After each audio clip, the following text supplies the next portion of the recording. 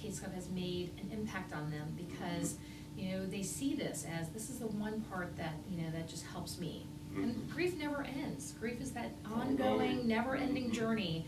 And so whenever, you know, they transition to a different stage, like the next. As an entrepreneur, you have to know when to drive and when to stop and ask for directions. You must check your rearview mirror from time to time to see how much progress you've made. You have to talk to those movers and shakers, those dream chasers. You have to know the north side, east side, west side, and south side of Atlanta. You have to follow your dreams at all costs. You have to know the heartbeat of your community.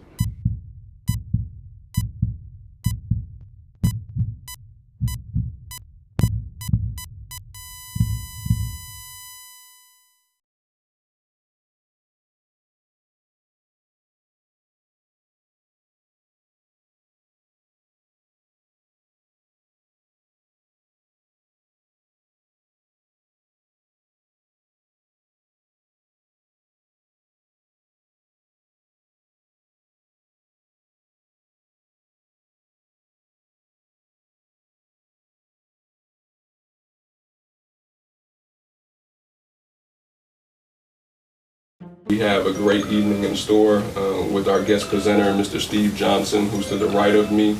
He's going to be presenting on his passions, his craft, and also his expectations for this year of 2014.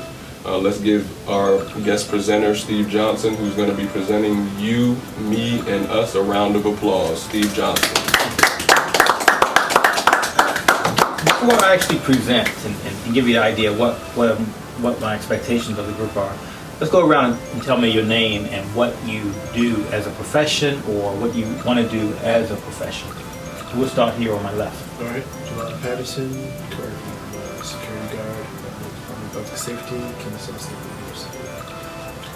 What I'd like to do, just want to become a police officer, maybe finish up a master's degree and teach some creative writing classes.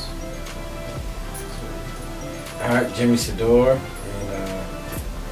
and I'm a business owner, so I'm just trying to run business to the next level and commit to doing some great things with that, and I do go to Kennesaw State University. And I'm Julian Smartrimple. I'm also a graduate of Kennesaw State University. Right now I work as an education director for the Boys and Girls Clubs of Metro Atlanta. And I just have a passion to help people find their passions and to also take them to the next level. My name is Tyree Hodo.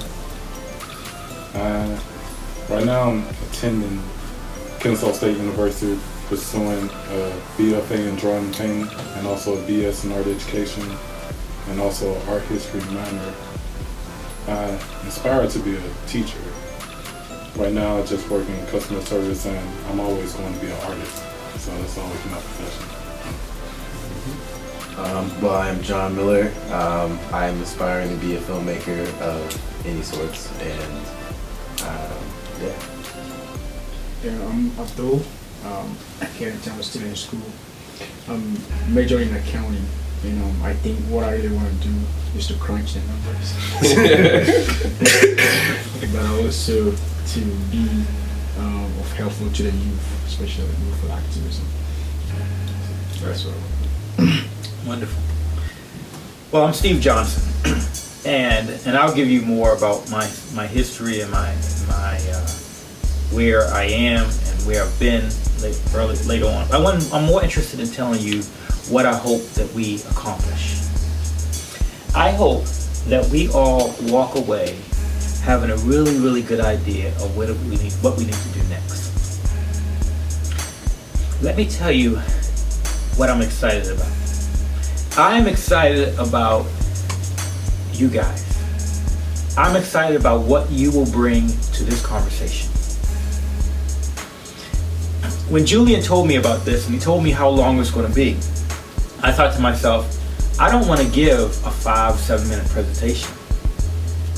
I instead want to tap into these guys' knowledge. Because the knowledge that Jimmy, you have is different than what you have, Tyree, and you have, John. And so I want to see if we can pull that together and get to and help us identify where we need to go. When I say where we need to go, it's always an individual thing for me. It's where you need to go and you need to go. You follow me? Yeah.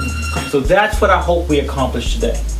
The first slide here is a guy who's either praying or he's meditating.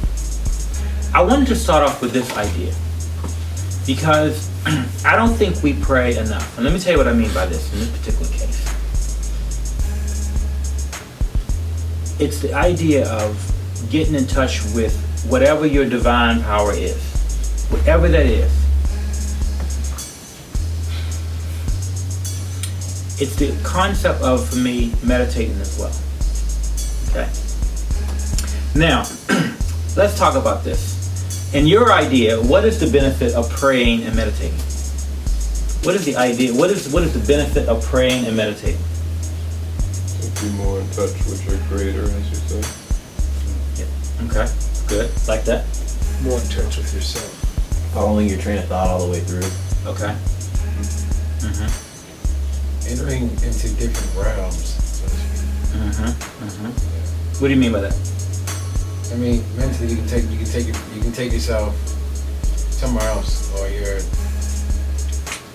what you're in communion with at that time can really take you to a place mentally that's really not in and of yourself. It's just really at a different realm. Mm-hmm. It's something you got to experience. You can use self-conscious.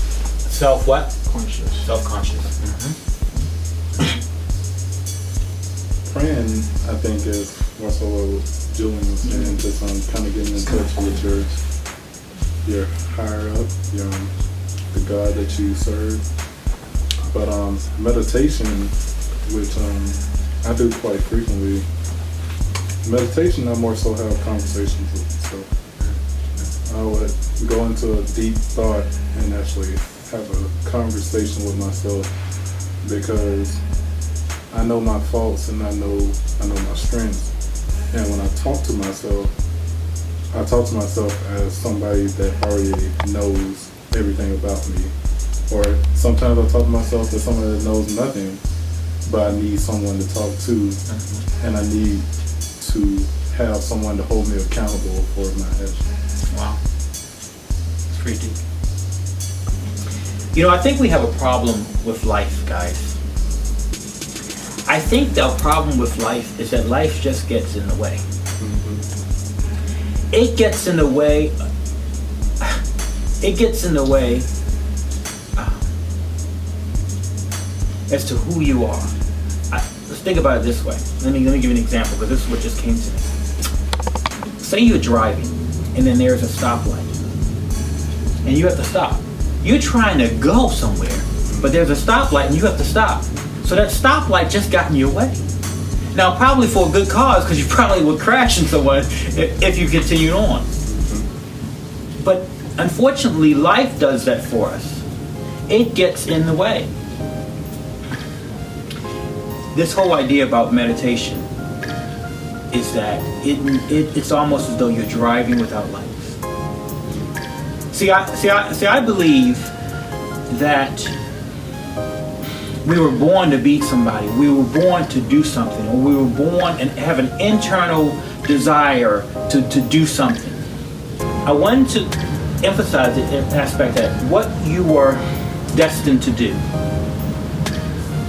people can't do so easily. And so we all can give ways to have multiple sources of income. Sometimes I think we get pigeonholed, and tell me why you think this is a bad idea, of just thinking we need a job. Why is that a bad idea?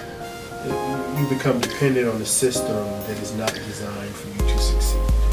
Yeah. Well, I like that comment. Wow. And I'm not going to. I want to assume.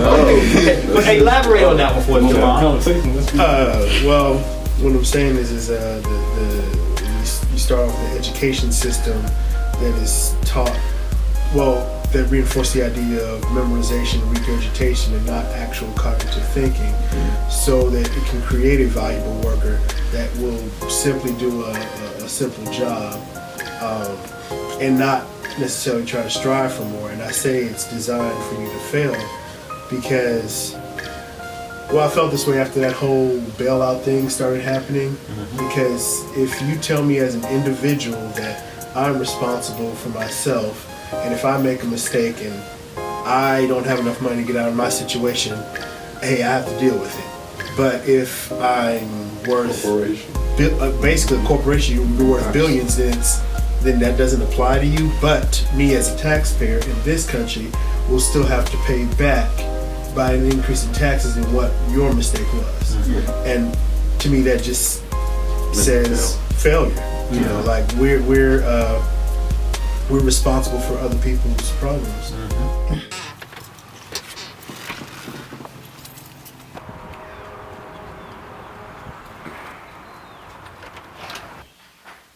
Greetings. Greetings. How can I help you? Is this hard? Yes, it is.